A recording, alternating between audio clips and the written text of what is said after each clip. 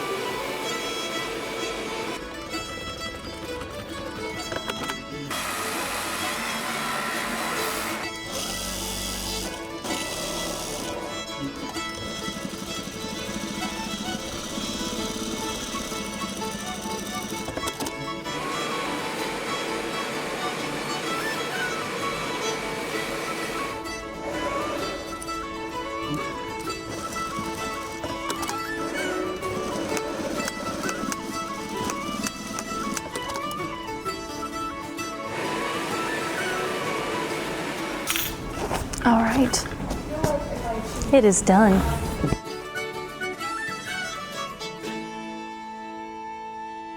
So here we have 2 kilts in the Kilts and Culture tartan. The first one is the box pleated kilt that Kasey just finished for me, and this one is a knife pleated 8-yard kilt.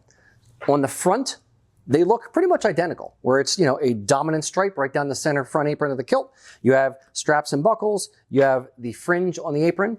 It's on the back where you notice the difference. So even though both of these kilts are pleated to the black stripe, I'm going to point out a few details here. First, on an 8-yard kilt, there's more cloth, so the pleats are smaller. Generally, an 8-yard kilt, pleats are going to be under 1 inch wide per pleat, and it's knife pleated, which means all the pleats are going to run the same direction. If you look down the edge of the kilt there, you'll see that the one pleat goes this direction, and then it turns back in the very, very depth of the pleat, and the next pleat comes and meets that same stripe. In a box pleated kilt, you have less fabric, which means each pleat is going to be wider. The pleats are about 2.5 inches wide. So when you look down the edge of a box pleated kilt, you'll actually see the difference. You have a knife edge on both sides of the pleat. You'll see it looks like a number 2 and a Z back to back, touching each other in the front and then touching each other in the depth. So a bit of history about box pleated kilts. The original tailored kilts, going back to like late 1700s, Many of them were actually box pleated. Now, they weren't pleated to the stripe. Typically, they were kind of pleated haphazardly. So you'd have random spots that they would pleat to on the back of the kilt. By about 1815 to 1820, the military kilts as well as civilian kilts were kind of standardized on pleating to the stripe. So during the 1800s, the amount of fabric used in a kilt increased over time. So what started off as a 4-yard kilt became a 5-yard kilt, and then a 5.5, and then a 6-yard kilt, and it kept increasing from there. And by the mid-1800s, the lower yardage kilts had kind of fallen out of fashion a bit. What, in my estimation, was like the death knell for lower yardage kilts was when the Gordon Highlanders in, I believe it was 1855, were the first Highland regiment to switch over from box-pleated kilts to knife-pleated kilts. And knife-pleated kilts are a lot easier to make with higher yardage of cloth. So at that point, the box-pleated lower yardage kilt kind of fell out of fashion and wasn't really done until about the 1980s. They were reintroduced by a gent named Bob Martin, who was both a Highland dress historian as well as a kilt maker, and his clients were asking him for lighter weight kilts. So instead of using lighter weight cloth, Bob started reintroducing a historical style, the box-pleated lower yardage kilt. Through his work and through his teaching people like Matt Newsom and other kilt makers in the area, the box-pleated kilt has experienced a revival. Now, we've been doing box-pleated kilts on and off as people asked us for them for the last 15 years or so. However, we've never had them on the website. So we recently put them on our website and are now officially offering box-pleated kilts as a standard item.